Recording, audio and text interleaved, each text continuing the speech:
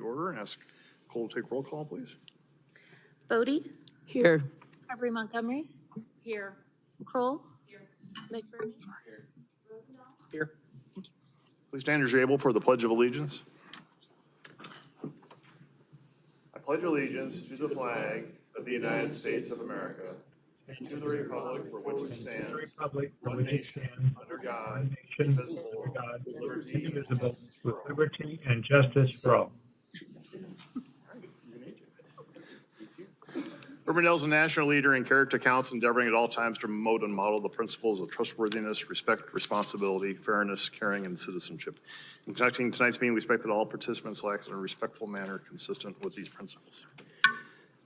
Item 2 is to approve the agenda. Is there a motion? Motion by McBurney, second. second by Kroll. Discussion, please vote.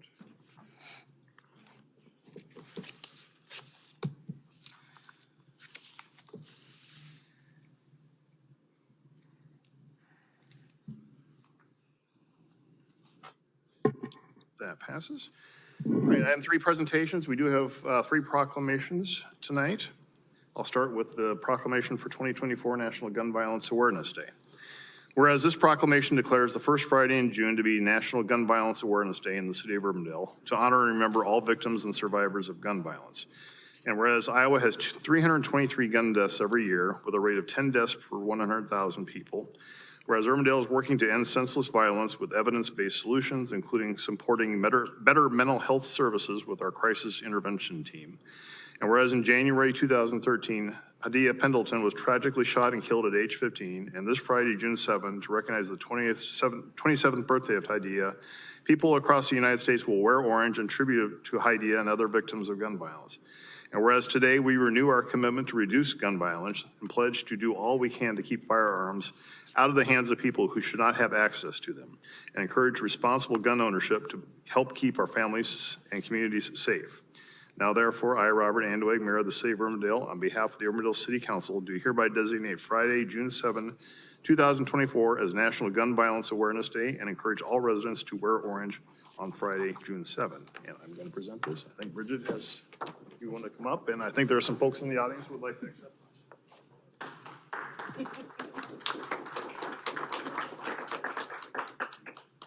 Okay. You wore your orange shirt.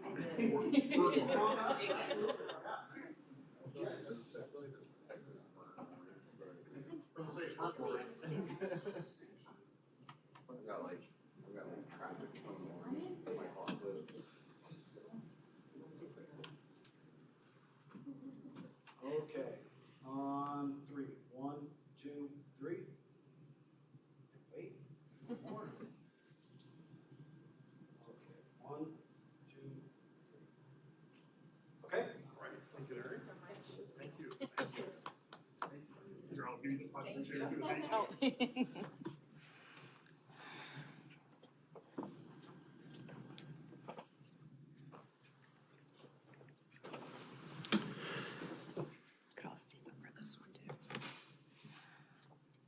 And the next is proclamation for 2024 LGBTQIA Pride Month. Whereas our nation was founded on the principle of equal rights for all people. And whereas the city of Urbandale is rooted in the principles of trustworthiness, respect, responsibility, fairness, caring, and citizenship. Whereas in honor of the 1969 Stonewall Uprising in New York and subsequent first Pride March in June 1970, excuse me, the month of June has become a time to recognize the resilience and determination of lesbian, gay, bisexual, transgender, queer, LGBTQ plus community to live freely and equally. And whereas this June we listen, take a moment to open our minds and hearts and focus on how alike we are as a community and understand the lasting contributions that the LGBTQ plus community has made to the strengthening of the American society. Now therefore, I, Robert Andweg, Mayor of the City of Urbandale, on behalf of the City Council, proclaim June 2024 as LGBTQ plus Pride Month in the City of Urbandale. And I believe Chris Mall is here to accept this. Chris, if you want to come on.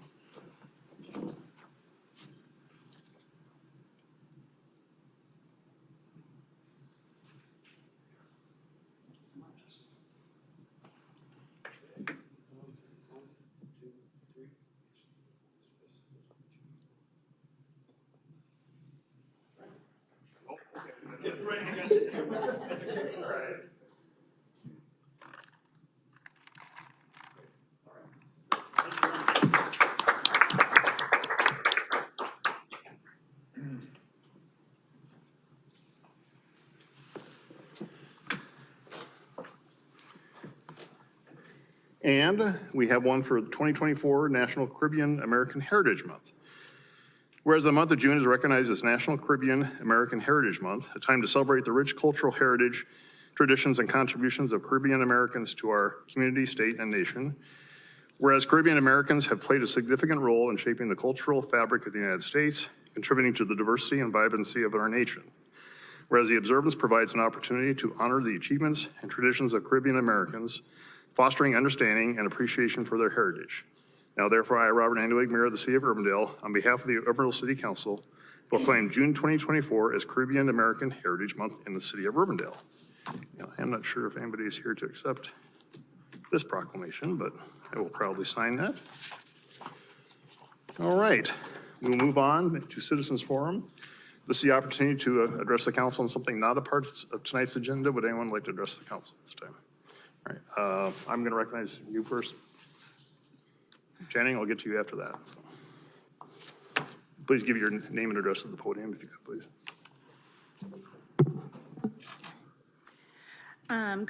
Good evening. My name is Renee Moss. I'm at 5408 150th Street in Urbandale, and I would like to discuss the responsibility of turf maintenance along the Coyote Trail, bike trail.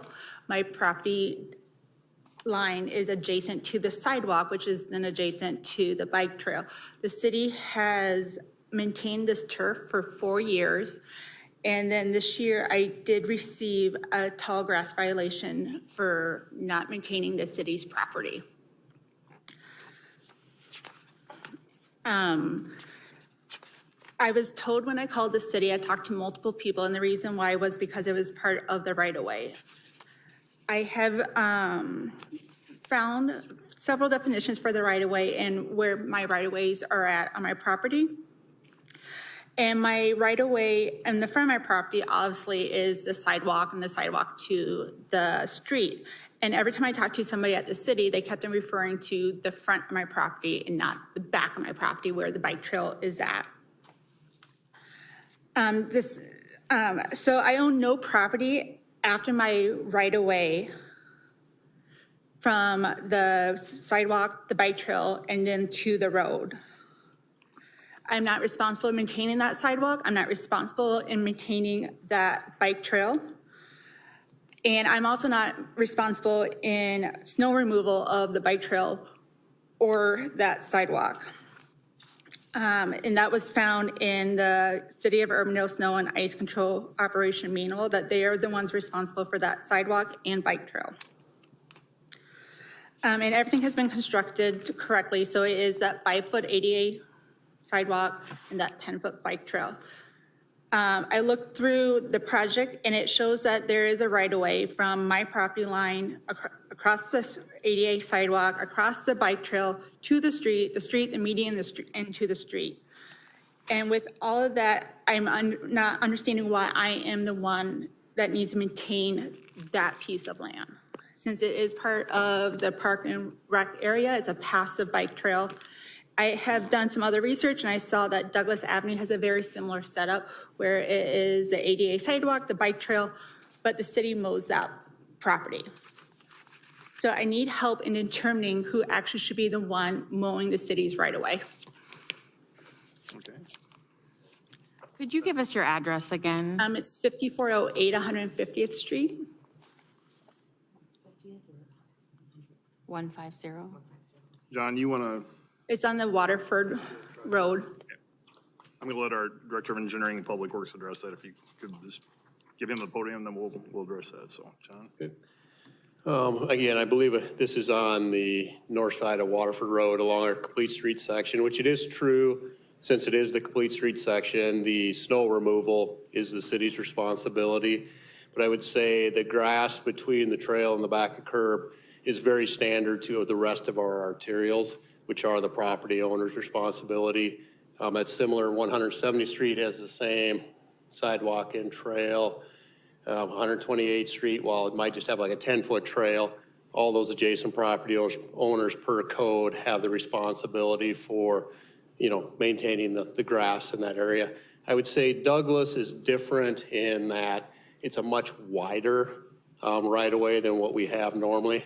I think it's around, instead of our normal 100 to 120, it's probably 160 feet wide. So that's why when we redid the complete streets and moved the sidewalk off of the people's property into the right-of-way, we said we would mow from the sidewalk to the new curb line on Douglas, because again, it's such a wider area than standard, and the property owner took everything on the north side of the sidewalk and trail. So hopefully that kind of explains our normal policy. So our ordinance is clear on that then? Correct, our ordinance is clear, right, that basically that, you just, the grass area from the curb up to the right-of-way line or the property line is the property owners to maintain. All right. I know you're shaking your head. If you have, maybe what we can follow it up on is if we can get your information. I'm trying to remember, have you emailed on this before? No, but I did talk to 4 different people. Okay. If we can, if you can get your information to John, let's get some more information and we can follow up on this. I guess one other thing I can add is it wasn't the city that was mowing it. That was also on Waterford, part of our maintenance period where the contractor was mowing it. Now that maintenance period is up, so it would revert back to the property owner. I never known it, even when the bike trail wasn't there and when that sidewalk wasn't there. I have never known that piece of property. If we do this, if we can get your information, I promise you we can set something up and go through it a little more in depth and try to get some information and get the right answer for you. So. All right, Channing, did you want to, I'll recognize you next if you'd like to go.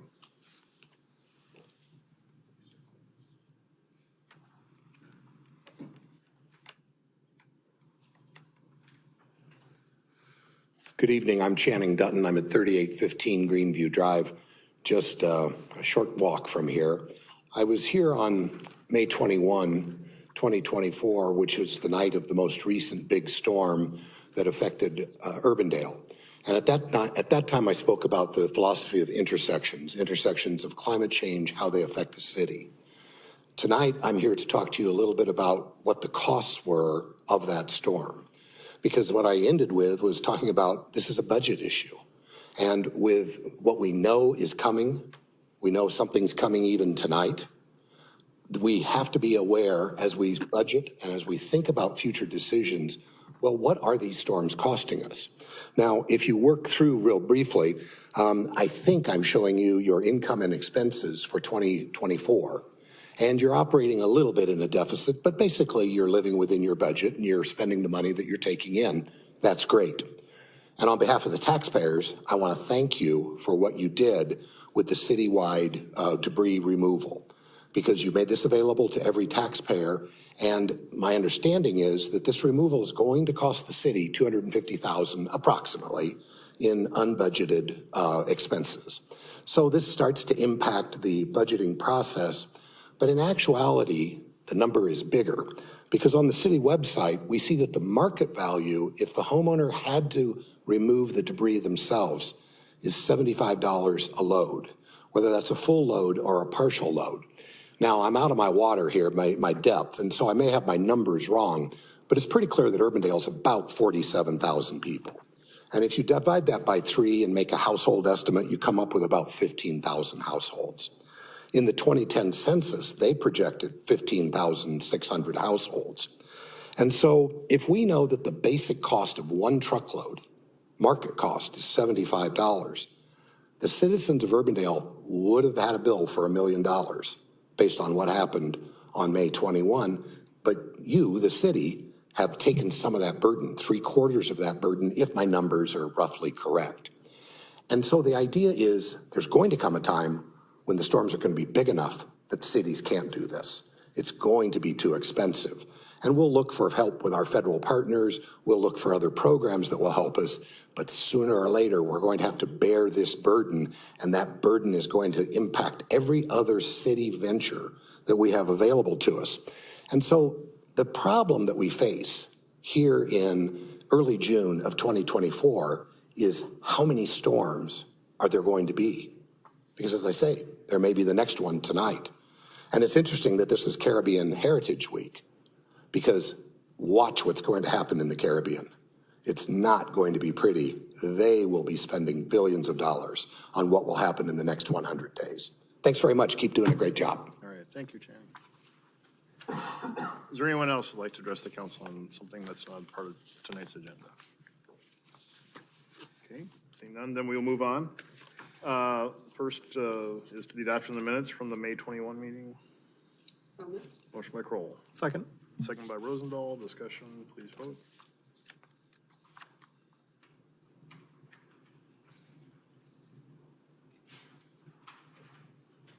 That passes. Item 6 is the consent agenda. There are, I think, 11 items. Yes, 11 items for approval. Motion by Kroll, Second. second by Bodie. Discussion, please vote.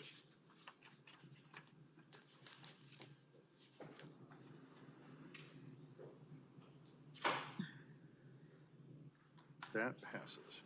Item 7 is public hearing. We have one public hearing. That's item 7.1, to consider the Aurora North Business Park amendment to the Planned Unit Development Master Plan to allow amusement and recreation services as a conditional use at 11300 to 11398 Meredith Drive. The public notice for this is published in the May 2024 Des Moines Register. Actually, objections to that notice is published. There were none. Motion to open the public hearing. So moved. Motion by Rosendahl, Second. second by Carberry Montgomery. Discussion, please vote.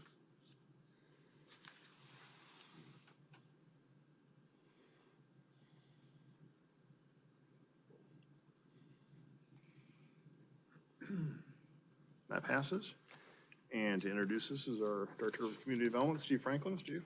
Thank you. Good evening, all. This is a request from the property owner, which is R&R Realty Group, and the prospective tenant, which is Shoot 360, which is a basketball training business, to amend the PUD for this building that you see located here on the screen.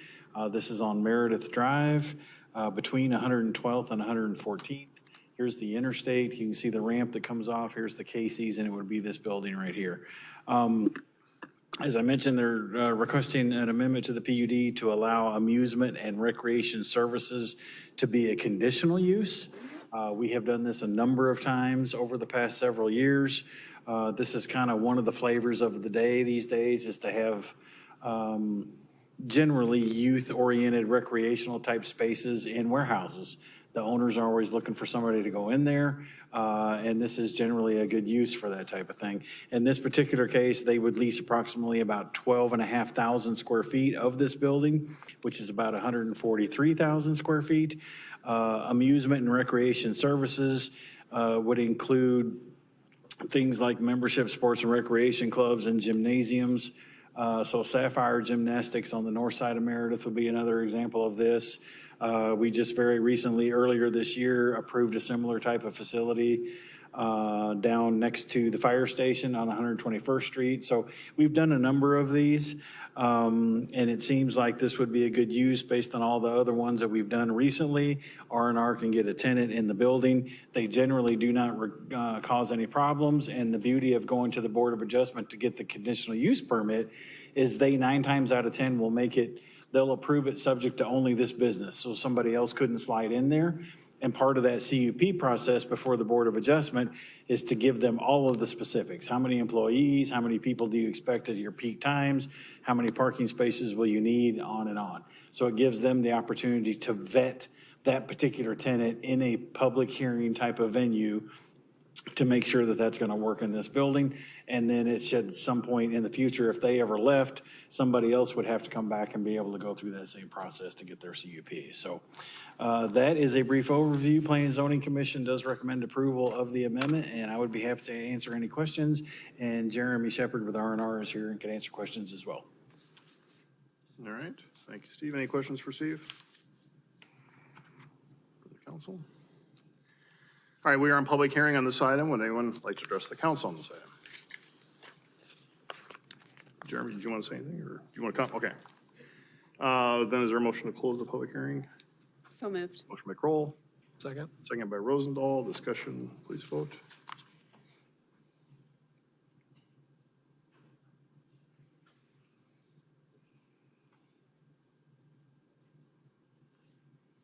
That passes.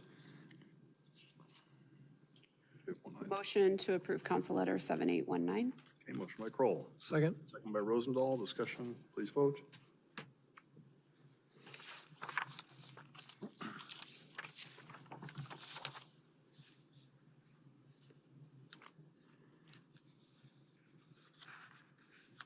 That passes. I understand item 8, we are going to defer that until the next meeting. Is that right, Steve? Correct. They requested just before the meeting, they're still looking into a number of items related to the cost and construction of the project, and they just wanted to defer out a couple of meetings until they can finish getting all their information together. So All right, sometime sooner rather than later, they should be back. all right. Thank you. Steve, there were a few questions or at least one related to that item in the stuff that we got. Right. Will you let them know Yes. about our questions or Yep. Blake's questions probably? Yep, absolutely. And I think part of the issue is there was a couple of people from U-Haul that they were expecting to be here tonight that weren't here as well, so. But I did talk to the engineer, and I will relay that information to them, and they will let us know when they want to come back. My biggest question, just looking quickly through the materials, was related to it looks different than the different ones we've seen around town, and is that what we're actually going to get? And that's, I think, part of the discussions. They'd really like to do some things that we've told them they can't do, to be straight and blunt about it. So I think they're looking into all that, and I think they're also reviewing some costs, and I think they know where the city stands with it, and they're trying to make sure everybody within U-Haul is good with that, I think. Thank you.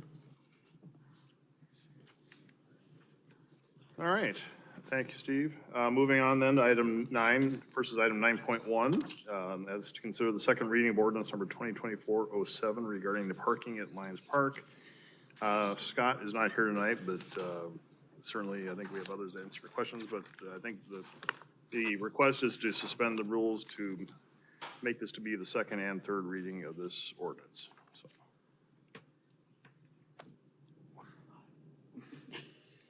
We're making Blake do it. okay.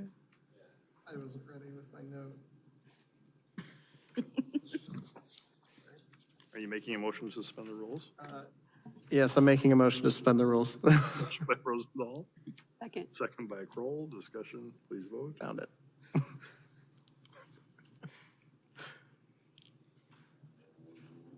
You're gonna be a resident parliamentarian after this. That passes. I move to, now this is the second reading, so I move to approve the second reading and waive, or, Also make this the third and final reading. yeah, also make this the third and final reading of the ordinance. All right, motion by Rosendahl, Second. second by Kroll. Discussion, please vote.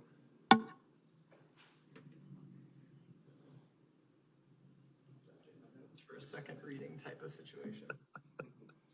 Seems like some sort of hazing thing that we've gotten for you. I like it. Item 9.2 is consider the final acceptance for the Douglas Avenue urbanization plantings from Patricia Drive to North Walnut Creek. And John, may I answer any questions if there are? There are 2 resolutions. I appreciate the response in the email, which I actually just now had a chance to read since we've started the meeting. I guess I just don't think it looks as good as it should for as much money as we spent on the plantings. There's still tons of weeds in the grass. There's dead spots. And, I feel maybe we finally gotten to a good place on Meredith, like in the medians there since we've widened Meredith. But we spend so much money on these huge medians. I'm glad to see us doing stuff on Meredith now, but we've invested a lot of money to do even more on Douglas.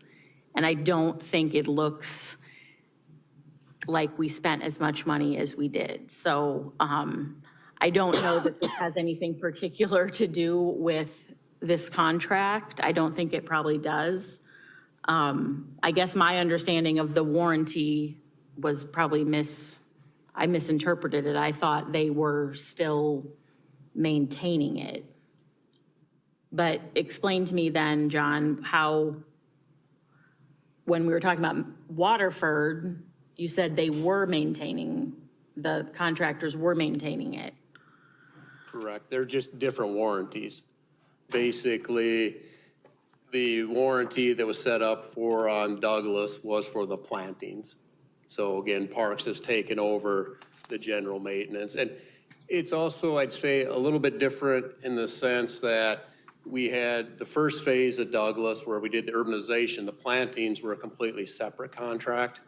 And there had been an intended, I'd say, longer distance between the two projects or timing wise. But with all the utility delays, they really got bunched up together. So there would have been a year of grass growing on the first contractor. That didn't really happen because the other guy was coming in to do his plantings. And again, kind of jumping around. But then Waterford is different in the sense it's a specific warranty for the grass and taking care of the grass. So again, it's just kind of differently how in SUDAS things are set up as far as the maintenance and the warranty. And then having two different contractors on Douglas. So then, in the future, would we be changing how we structure some of these contracts to make it less likely that something like they'd conflict, or what might that look like? Normally, we would not have them back to back. The reason they were set up the way they were is we cut down several trees in the right of way, so we wanted to hurry and do some replantings and do things right away. I think the next part in the CIP would be from the 100th Street West, and that's been several years ago that was urbanized. So I think it was just kind of a, again, trying to react to thinking about what would happen with cutting down all those mature trees that were along there in order to do all our grading and our urbanizing there. I just want to see us protecting our investment in these new roadways that we're putting in or, replacing. We're putting in these beautiful wide medians and they do not, and we're spraying grass generally and it doesn't it doesn't look good. I mean, maybe this year is going to be different because we've had rain, but, we've been in drought conditions and I don't know, we've got to figure out a way, or I'm going to keep complaining because I just think we've got to figure out a way to make them look better and maintain the investment that we're putting in. I mean, there's no reason to do 4 lanes and a huge median if we're not going to take care of them. So I guess with that, I would approve Resolution 164-2024. Okay, motion by Carberry Montgomery. Second by McBurney. Discussion, please vote.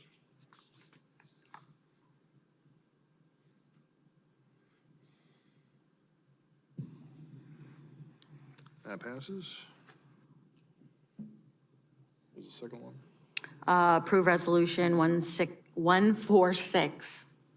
Oh my God, those are reverse numbers. Yes. 146-2024. Motion by Carberry Montgomery. Second by McBurney. Discussion, please vote.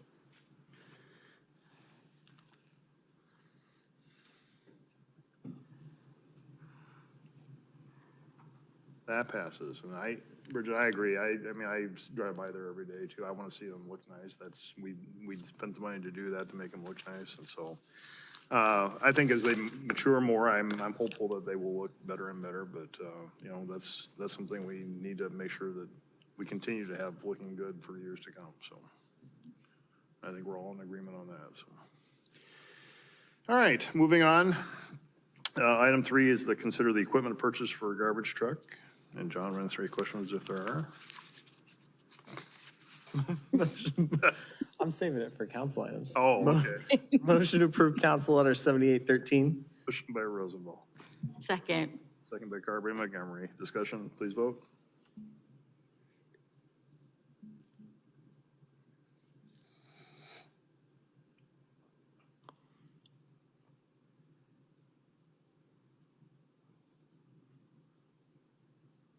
passes. Item 9.4 is consider the equipment purchase for the structural firefighting turnout gear. And to introduce this is our Fire Chief, Mike Cardwell. Chief.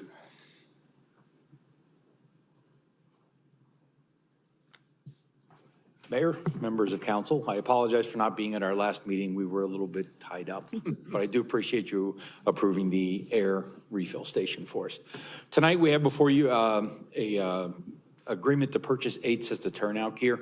The turnout gear is on a rotating basis. We have to replace it every 7 years to make sure that it stays still within code, if you will.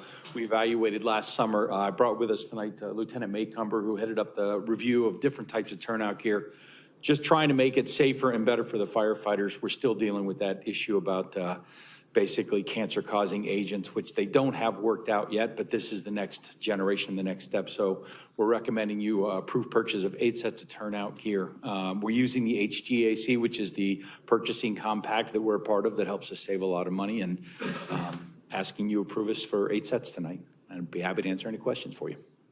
All right. Questions for Chief? How long is the period before we get everything replaced? So right now, we've been on for several years where we replace 8 sets every year. That gets us 56 years over the 7-year lifespan of gear. And that's the intent, at least the way it's budgeted out for next year. We didn't want to keep coming at you with this because we've been also replacing radio equipment over the last 3 years for a couple of $100,000 as well. So we've been looking at that. But that's sort of the plan for now. Thanks for doing all the evaluation. It was pretty in-depth, it seems, so. Yep. They did a great job. All right. With that, is there a motion?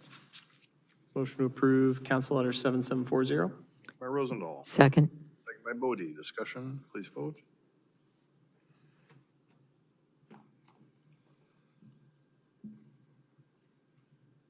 That passes. All right, thank you, Chief. Thanks, guys. Item 9.5 is a discussion regarding the policy regarding nonprofit fees for city services, and I know AJ is online, so AJ, I'm going to turn it over to you. Thank you, Mr. Mayor, members of council. A.J. Johnson, 4200 162nd Street. I've always wanted to do that, so I thought this would be an appropriate time. Anyway, thank you. And for members of the council, several weeks ago, I sent you a memo outlining an issue that we've had here at the city for a while. And after a number of discussions internally, the current staff could not come up with any time frame in which a decision was made that we would not, as a city, charge building permit fees for either public or not-for-profit or tax-exempt properties when they did improvements or built a new building that would be subject to having a building permit and a fee associated with it. It was something I was going to raise during the budget session, but we got busy with other things and went back and looked at it and had staff, and thanks to the staff of Community Development and Finance Director Nikki Lamb for reviewing the numbers that we had, and included in your memo was a calculation that was of January 1st of 2019. The city has waived approximately $614,000 in fees for building permits. And as I noted in the material in the memo I sent out to you, number one, we, aside from the city of Norwalk, are the only one that exempt public properties from paying fees.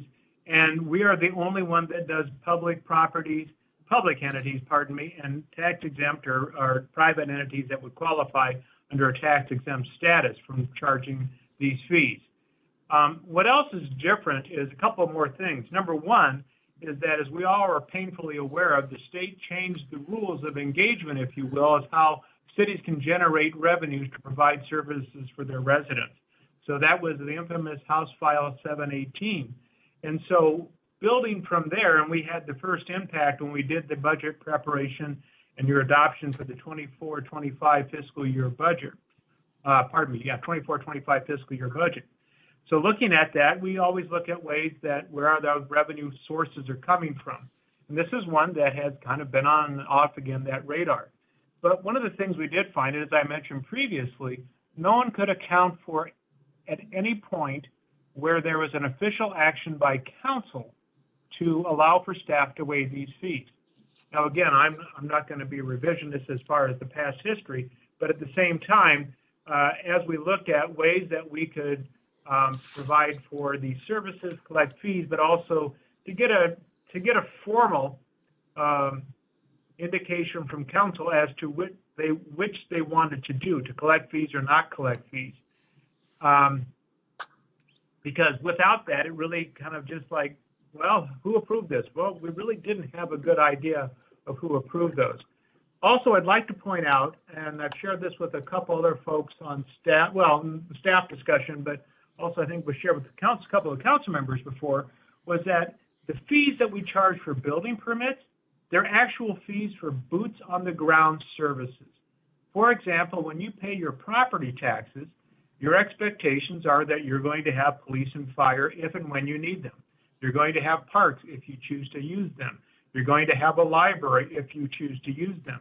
However, when you're looking at building permit fees, we are actually out in the field providing a direct service to that entity that has filed that permit. Now, they filed the permit, and I've asked Steve, he's prepared to give some examples of some of those permits that we've done recently and the fees associated with them. But again, this is actual, we are out there in the field. And as Steve can attest to, because it's his department he manages, is that particularly for schools, for large structures, there's a lot of time spent by our people in the field making inspections, that at the end of the day, when the inspections are completed and the project completed, a certificate of occupancy is issued so that the owners of the facility know that the building has been built according to code and is safe to occupy. And one of the things, and again, Steve can address this as well, we do not have structural engineering services on staff. We send that out and actually incur an expense when we do that with a structural engineer. So again, these are direct services. So this was also one of those that it wasn't that someday you may have to use this service. No, this is a direct service for a particular project. So I wanted to, kind of clarify that, because I think that's important, because again, the general taxpayers have been subsidizing these expenses. Also, and I would address the public entities, schools in particular, because that issue came up at staff meeting as well, and we talked about, how these things are put together. When a school does a bond referendum, for example, they incorporate the expenses they're going to have, engineering, architectural, legal, bond issuance costs, everything that incorporates into that issuance. Incorporating an estimate for a building permit fee should be one of those things as well, because just as those other services are directly linked to them presenting a bond issue to the community for their vote, our building services are essentially, they're after the fact. When the bond has been approved, or the capacity to issue that by that entity has been approved, then we provide that service. So again, as we look forward, I think it's appropriate that we take that action to consider whether or not there's going to be a change in, actually to establish formally a policy, whether we do or not. And I'm recommending that at this point in time that you consider doing that.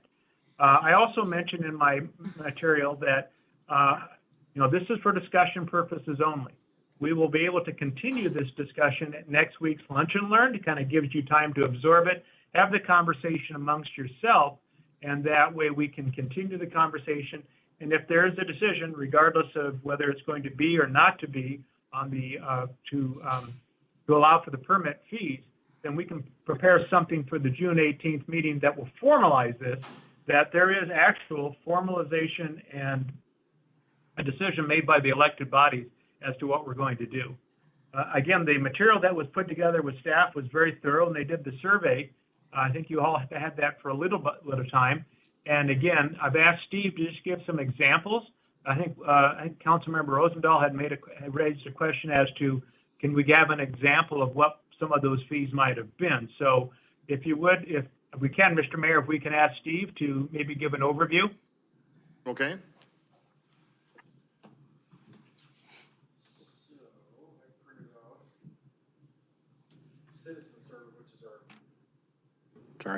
Citizen Serve, which is our permit portal, is a great research tool, so thank you for that. So Roger and I sat down and looked at this, and Blake, you did have a couple questions, just like what are some examples? Because we gave you some totals for like Urbandale schools and Waukee schools and that kind of stuff. But, so I've got a lot of it here, but just to throw out a couple of examples for you. The new Valerius Elementary behind us here, very recently, the total of fees, and this is a ton of different fees, but the total of all that was waived was $109,785.12. The other elementary school, new one, Olmsted, that was $98,590.39. The new Waukee Elementary School that's being built north on 156, that was $91,637.84. And I've got some, a few churches and things like that too. Those are obviously going to be the biggest ticket items. It's very common for just say remodels and things like that. Des Moines Christian had a kitchen remodel. That was $2,731. There's a lot of them that are in the $1,200 to say $3,000 range. But certainly I have, if you want more examples, I can give them to you. I've got all the information here. And then we gave you what the overall totals were, which again, for about the past, 5.5 years, we're at $14,000 total. And was the 5-year or the 5-ish year range just kind of like let's see what is back here? Is there that kind of related to, in some respects, it went back to citizen serve, just what we were able to research very effectively and easily. But we do, I've got a sheet here that just kind of goes back to 2001, 2005, different projects. Again, some examples, the Urbandale School District, there was a project, and I don't know what these projects were, but back in 2001, we waived $668. There were 3 other projects for the Urbandale High School that were $26,000, $59,000, and $30,000, and they were in 05, 07, and 08. So just to give you an example of that. A couple of churches, the New Hope Church in 2011, that was $36,000. And then there's a few other church projects that are $1,000. So, again, the churches as a whole, or a major remodel or a new school, those are going to be tens of thousands of dollars. A lot of them are in that, like I said, $1,200, $1,500 up to like $3,000. I guess I don't really have a problem with us formalizing us going to a charge for these schools and nonprofits. I do have one question though, Steve, especially since we're among just one other community that seems to be doing it.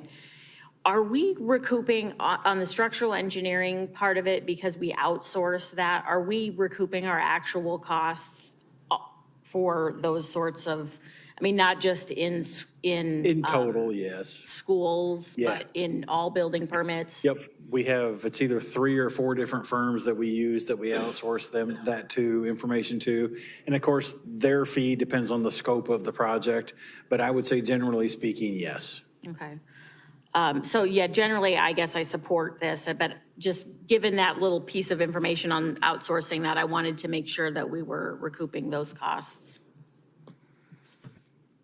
I would agree with that, and also putting in something where there is an avenue to request waiver or partial waiver or some kind of thing, just so that there is an avenue to waive, given that it has been waived for so long. But yeah, I think I'm with Bridget. I think it makes sense from a taxpayer perspective. Well, and I'd like to make sure we're communicating with the schools around this in some way. That's got to be a little bit of a shocker if we're really going to change that. That's budget impact for them potentially. Sure. Have we checked temperature with folks, like the school districts and stuff that may be affected by this too? I'm assuming they don't want a fee raised, but at the same time, it might be good to have some of their input to build that waiver process too, or the the waiver request process too, to get some of that feedback. Most of the schools probably built out by now, so I think that there's, Yeah. but no, I think that's a good point though, Blake. I think we can do that, so. I think AJ made an important point in regards to that in my mind when he said that, you know, when the school districts do bond referendums, they roll all the costs into those bond referendums. And so the cost is very minor in the scheme of a bond referendum that I don't know that we would see as a taxpayer. You would see a huge impact on the school side of things where That's probably true. we definitely could have used those monies and now definitely could use those monies in our budget. Yeah, that's a fair point. Well, and so I think whatever we do, I think we give some advance notice. Obviously, we're not going to do this overnight, but you provide plenty of notice. But I think it's only fair to our taxpayers that we do this. Right. You know, it may also warrant the discussion, Bridget, you brought it up too, is maybe looking at a franchise fee too, as far as. Forgotten about that email. Well, Yeah. but I mean, it's Yeah. on the same vein as far Yeah. as how services are provided to certain exempt taxpayers that, you know, maybe that's not quite fair. So we need to maybe, that's a different type of discussion, but it's also part of the same vein of discussion, so. Did West Des Moines, I saw that West Des Moines was considered. Yeah. a franchise. Did they actually end up going forward, or is that something think they- that's still I think outstanding? they did, didn't they? I had forgotten I'd sent you the email, so obviously I don't know where that landed. Does AJ know? I don't know either. This is AJ. I was shared the information with Nikki, and we were kind of looking at that collectively, and we thought, oh, that was a bit interesting that they were considering that, given the fact that, you know, when they have the local option sales tax, they pledge for property tax direct reduction versus relief.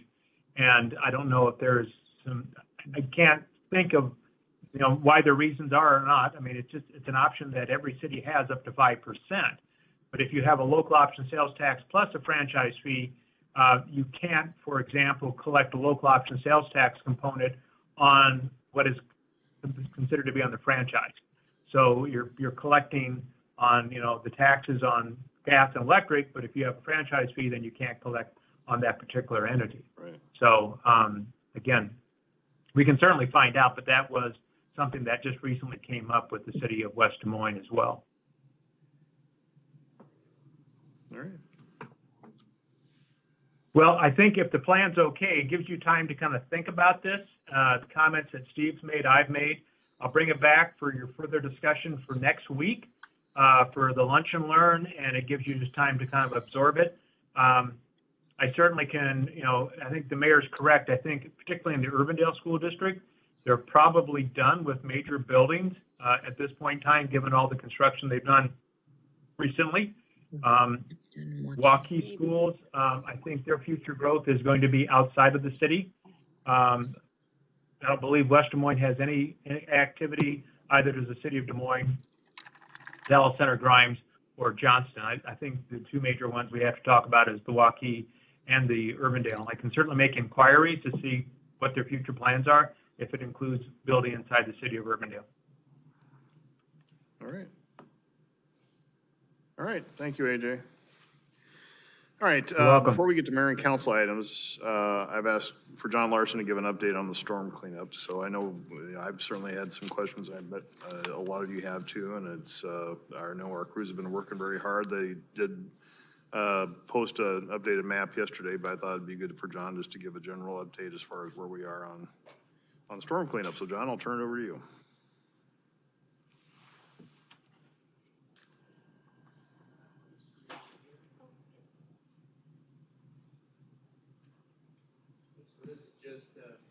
Just an update on yesterday's map, and I've already kind of talked to Derek that once we're done here tonight, we'll get this out on social media. The blue area here is the part that you'd saw on our Facebook on what has been done.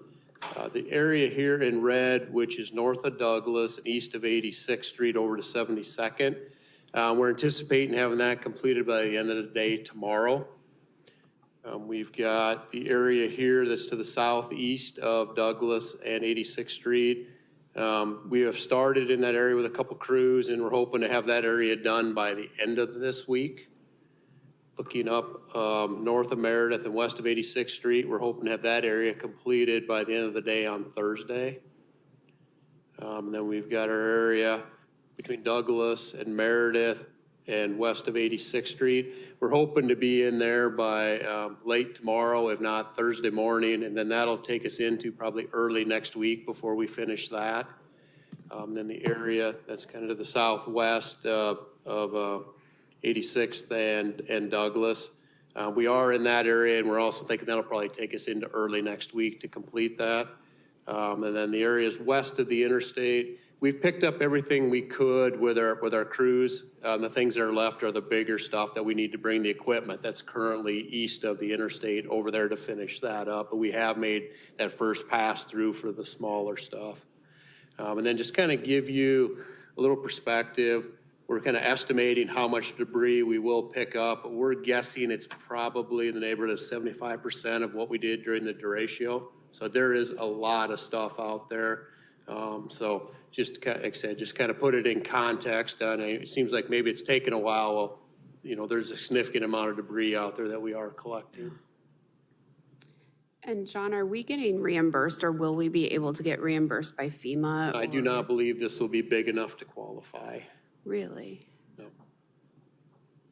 Okay. And again, it looks at the entire county, not just at us. Are we doing the record keeping and data collection? Correct, we still are. Okay. And that was kind of the number that was referenced for the 250,000. That is the FEMA numbers. With this, out of our normal budget, the only thing we'll have is maybe 50, 60,000 for the additional grinding and hauling away of the material. Because again, the labor and the vehicles would have already been in place, so. And we can charge that time, though, that we use those vehicles and staff time to FEMA? If it was eligible, yes. Okay. But yes, we are tracking all that. Is I didn't get a chance to scrutinize the post that went out, I think it was yesterday, but with that 75%, could we make sure that that's highlighted in there too, just for folks to know? Because I know there's been a bunch of chatter about people getting impatient, but Yeah. it's something that's very helpful information, I think, for me, because it makes it very obvious that it was a lot of stuff that needed to be picked up. Correct, yep. Yep, well, you and I live in the Orange area, Blake, so our neighbors are asking every day about that, Yep, so. we're hanging in there. But I mean, that's why I wanted the map, because, you know, you see, again, there were some things on social media as far as, well, we're favoring the west side over the east side, that's certainly not the case at all. It's just a large matter of debris to pick up, and it takes time, so. Yeah, I mean, we started in some of the heavier areas and are just kind of working our way through. Yep, I understand, John. So, again, thanks to your crew. I know it's a lot of work, so, and I know people are, overall, people are very appreciative. I know that. They should be appreciative, I would hope, that we're taking on this challenge, but it is a big challenge to do. So, thanks to your crews for doing that. Yep, we're working through it as quickly as we can. And I would say too, just thanks to your crew for getting on. There was a Widowmaker that was over Meredith, and we called and it was taken care of right away. Yep. And ultimately, safety is key to making sure our residents are safe. So I appreciate the quick response. All right. Thanks, John. Appreciate it. All right, Mayor and Council items, Bridget. I wanted to congratulate the Waukee Northwest boys tennis team who got the triple crown in boys tennis, which is the singles, doubles, and team state championships. And dear friend of our family, Kellen Croat, was the member of the doubles and the team tennis, and he's an Urbandale resident. So I wanted to give him a special shout out. You all should have received from, the email is from Amanda Wonky at DART, but it's actually from a automated system that Baton Global uses with her name on it, a survey related to your perceptions and feelings about DART. it looks like a reminder was sent out possibly this morning. If you guys could try and get those done, we can tell, like, it's generally anonymous, but like Badon Global can track like who's we've received them from. So I will come likely after you next week. And it did go to your. The first spam. one went to my other folder in the Did Outlook. the second one. from- Okay, I couldn't tell about that second one because I didn't see it until I was looking for that date, but, It showed up today in our regular email. I did the survey okay. today. Fantastic. In my other, so. Okay, well, I really appreciate that. We're trying to just get a really solid feel from all of our member communities and the decision makers, and not just the DART representative. But as always, I feel very supported by all of you in the actions that I'm taking at DART, but they want to drill down a little bit because not all communities have as much consensus on supporting DART as we do. So I appreciate that. Another thing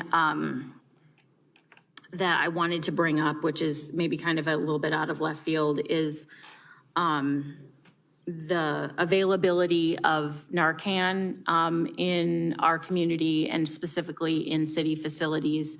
I believe that our police and fire have access to that, but I also think we need to consider seriously other city facilities such as the library, Parks and Rec, other facilities having access and staff training or whatever is needed to be able to have that available for members of our community. And that is all I have. All right, thank you, Bridget. Pat? I'll be brief, but I do think it's time I did a little icon update.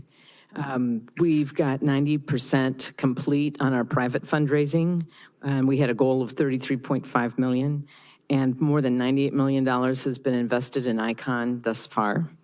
And just a quick report on the downtown site, Scott, Harriet, and Fleur. Scott was actually ahead of schedule until the latest rains, but still doing well. And in fact, dam modifications and a certain level of stream bank stabilization had been completed before those rains. So that's looking very good. It's already been made safer. The Harriet Street clearing and grading are underway, and that will be the site for the Athene Urban Wetland. And that's really an energizing project in terms of conservation, so it's nice to think about that one. And conceptual design for Fleur is at 30%, meaning we can now start applying for permitting. So we're making some serious progress there. And then would just like to remind you that we were the second folks to receive $125,000 from the Mid-American Energy Regional Fund for our project. And I don't know if you've been over there, but the limestone blocks are stacked up and look ready to go. So that's pretty fun. So it should be an exciting piece. A couple more things. I do have some concerns I want to express. I'm just really worried about the schedule for succession planning for our city manager position. And I am worried about the schedule for Complete Streets, making sure we get the public outreach that we need. We're already in June. I'd love to see us think about having a plan by maybe the next meeting if possible, certainly by the July meeting if possible. And then I would really like to thank our mayor for doing a lovely welcome at the Poetry and Pie event, and thank Blake for stopping by. That was very nice of you, Blake. We had more than 60 people come. A lot of pie was served. There were some leftovers, but everything went away eventually. So thank you all very much. That was good pie. And just to, yes, I share with your concern. I have plans in place for both, actually, Pat, and I'm going to be hopefully rolling out some ideas very quickly. So, Bingo, thank you. thank you.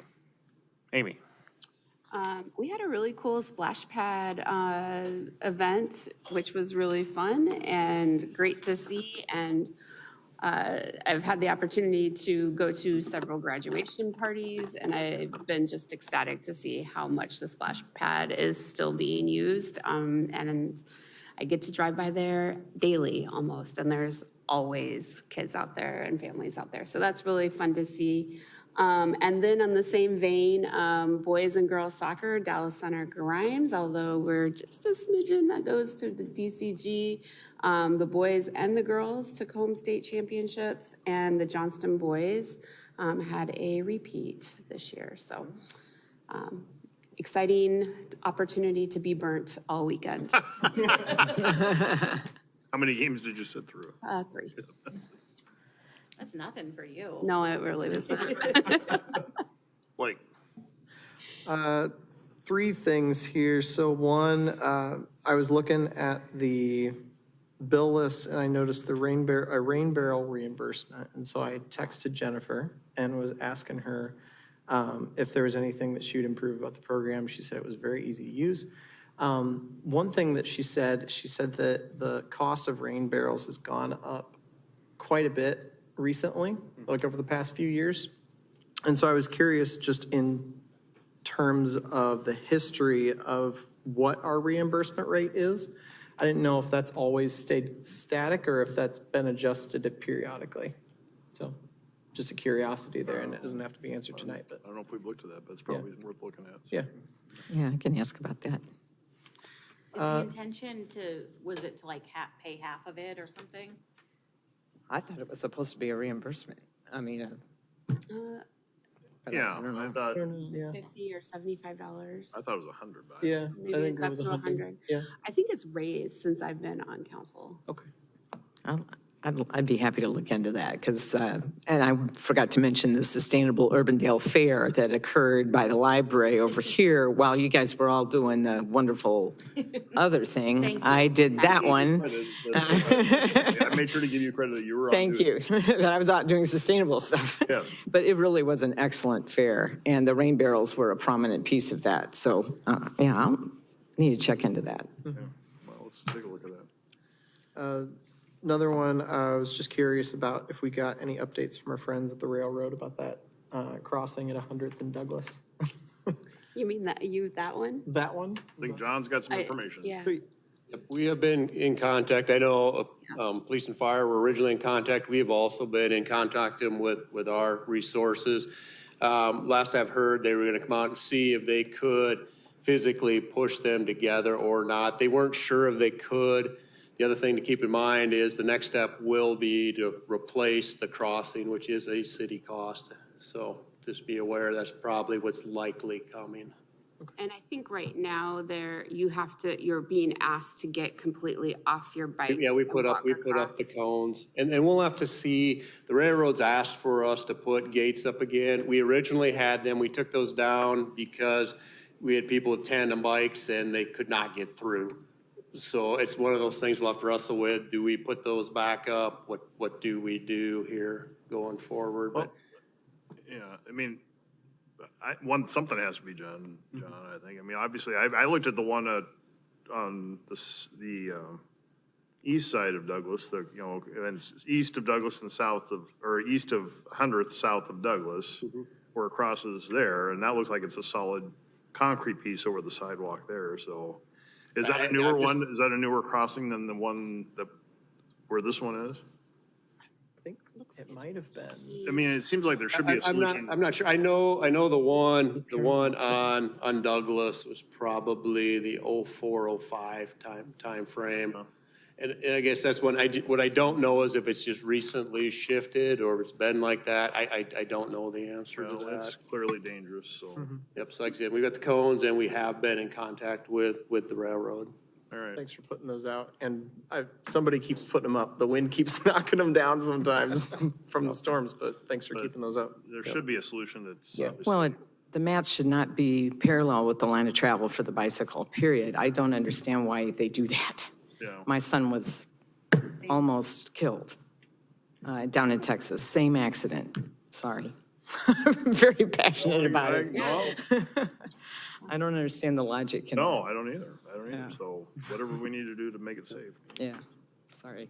Yep, just know we are working on that. Yeah. Appreciate it. All right, John. And we've been by there a few times and have noticed that there's been shifts and changes, so we knew that something's been going on, so thank you.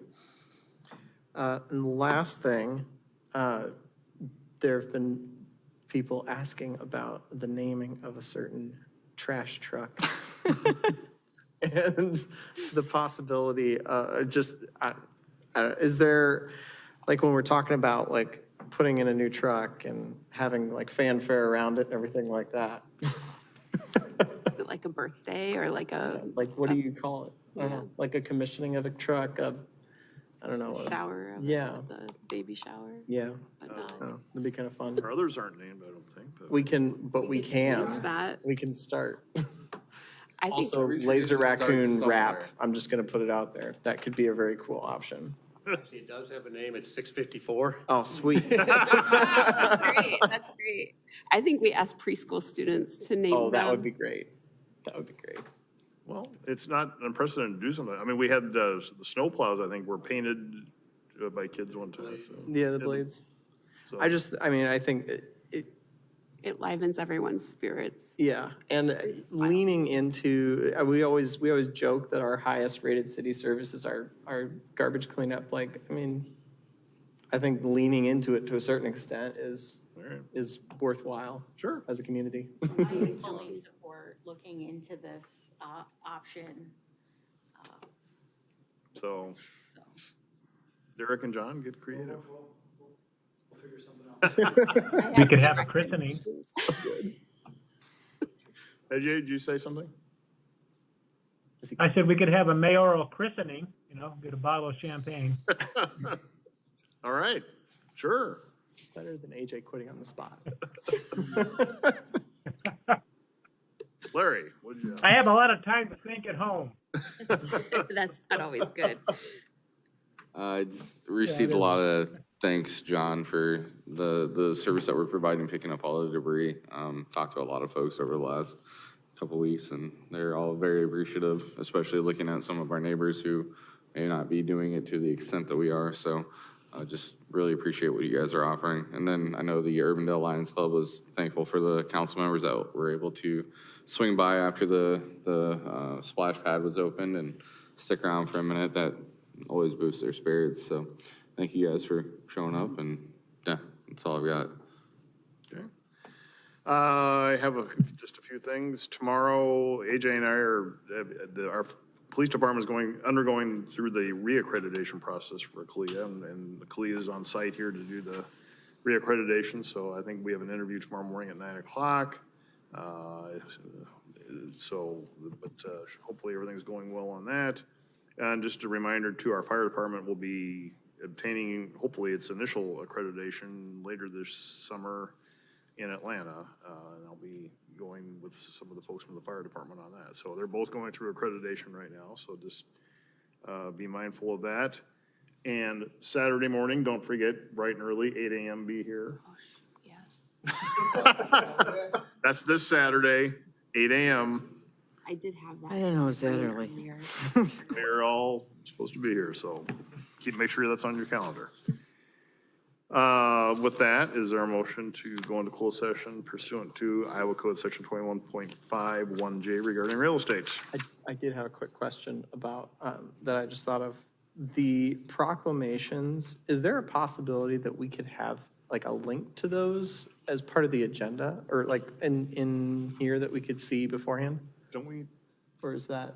We don't get them. Yeah, we don't get a link. I would have liked to have worn orange. Yeah. Yeah, I mean, that would have been cool. Yeah, I didn't know. I was lucky enough to have someone mention that to me today. We will make sure to Outside do of that. I'm not in the loop.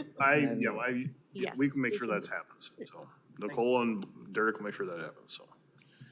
All right, with that, is there a motion then? Motion to go into closed session. Second. Okay, motion by Rosendahl, second by Bodie, discussion, please vote. Sorry. Art survey's done. My thing has stayed up the whole time. That passes. So